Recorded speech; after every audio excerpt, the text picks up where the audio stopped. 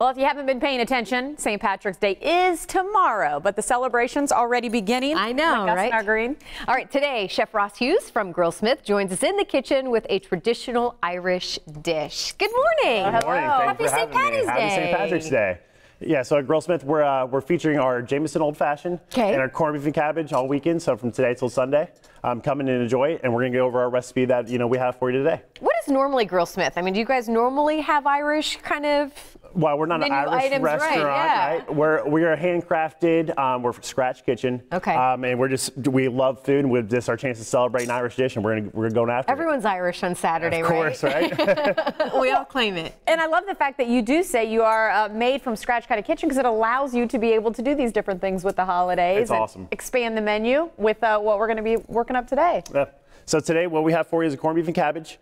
So we take a full raw brisket of corned beef. And we braise it ourselves. We take it with garlic, onions, whole grain mustard, and then from aromatics we use some cloves and allspice. Does it take a while to cook? Now, remind me how. Corned beef, it takes some time. Okay. But the great thing about it, it's really hard to overcook. So if you're at home and you're worried about it, it's really hard to mess up. Because a lot of people is telling you looking for recipes maybe to throw in their crock pot. This is why it is a good crock pot recipe as well. Great crock pot recipe. Yeah, a little Guinness beer in there to help braise, and you're all set. Make it even more Irish for you. Hey, my kind of recipe. Yeah. Can't mess it up. But better yet, going to a restaurant to get it done for me. All right. So what we're gonna do is we're starting here is the corned beef, and what I did is took it and just sliced it, and we're just gonna heat up in our saute pan. Okay. Nice healthy portion here because we know we're having some libations over the weekend.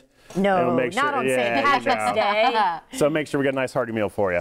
So obviously the corned beef here. Is it pretty salty? How do you describe kind of the taste of corn? I feel like people are afraid to try corned beef if they haven't had it yet. Now corned beef is salt cured, right? So it does have some natural salts in it. That's just part of the process, but it's not overly salty by any means.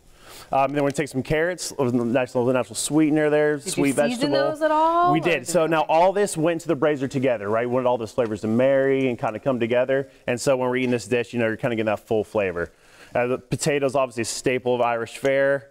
Once again, helps you soak up all that good stuff you're going to be having with this. Any particular kind of potatoes, by the way, because I feel like people use different ones as well. Great question. Now, what we use is a Yukon Gold. It's a higher starch content, a little more quality potato. But anything works. The potato's got a lot of versatility. Just got to watch out for how starchy it is, how much water it's going to hold, things like that. Okay, good to know. We're talking all science talk on us today, Chef.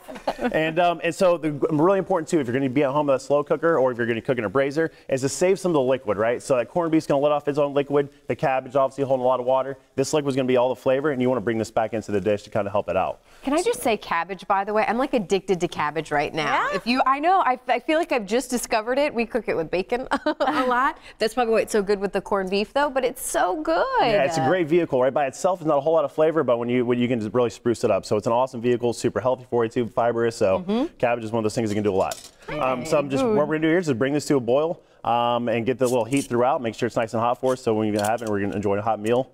We serve alongside of a creamy horseradish sauce. Get a little kick for you. Now you said Guinness beer earlier. Did you guys put that in any of your? Correct, we did. So yeah, we did 3 bottles of Guinness beer, dump it right in there, and that was for the one brisket. 3 bottles. Oh yeah, you can't shy away from the beer. If you're doing your own crock pot though, like maybe I would say depending on how many people are trying to serve, I'll say for every 4 people about 1 beer. Okay. Good to know. Good measurement. Well, and if you don't want beer, and you don't want beer maybe in your food or at least beside it, I know you've got some other drinks you brought in there, which is a staple when it comes to St. Patrick's Day. So yeah, we're featuring our Jameson Old Fashioned. So our Old Fashioned is made the Boston bitters, nice dark cherries, a little orange, and then we use the Sphere ice cube to give you a lot of that surface area to keep the drink cool, but not over water it down, right? So he's a nice big ice cube in there. So I'm learning more about these ice cubes. These are a big deal. Not all restaurants have those. True. Yeah, and it really is. I mean, it's one of those details in cocktails where you don't want to overwater down your drink, so you want the whiskey to stand on its own. You take all that time and all those people who've made these drinks in the past, and that's just one of those details we pay attention to. All right, my only complaint for you guys, maybe you can work on it for next year, shepherd's pie. Okay.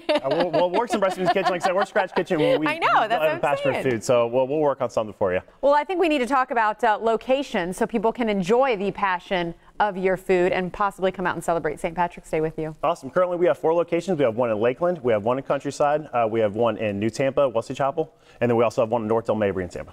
Nice. All right. And coming soon, we have a location on South Del Mabry in South Tampa. That's going to be towards the end of April. Okay. Well, thanks for coming in, talking about this traditional meal. Happy St. Patrick's Day. I'm ready to dive in. We're out of time, but I'm not out of time to try it. All right, stay with us. We'll be right back.